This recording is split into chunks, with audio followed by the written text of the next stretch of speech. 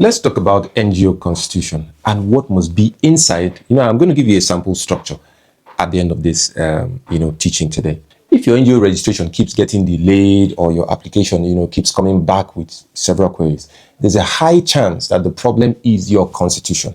Now, let me break down what should be inside an NGO constitution in Nigeria, and also meet CAC structure and expectation, also donor standards. Firstly is the name and legal structure.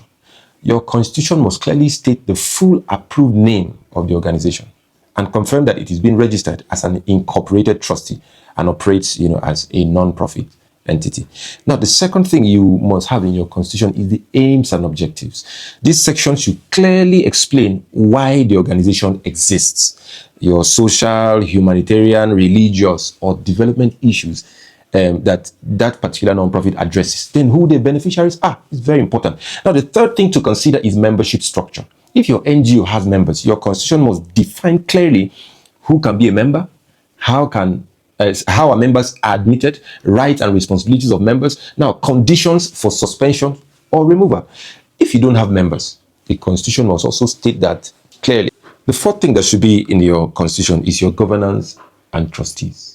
So this is a very critical section, and you must clearly outline the number of trustees, how trustees are appointed or removed, and then the tenure of office, also powers and responsibilities of the trustees.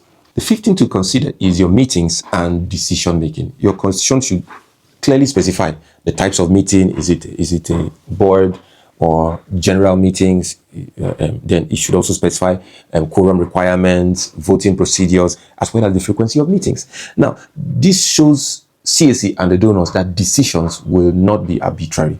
The sixth thing I would say is financial management. You must explain how funds will be received, how they will be spent, and who can authorize expenditures, how accounts will be kept and audited. And this section signals transparency and a lot of accountability. The seventh component is conflict of interest and discipline. Your constitution should state how conflicts of interest are declared and managed, and how misconduct is also addressed, handled. The eighth thing to consider is your amendment clause.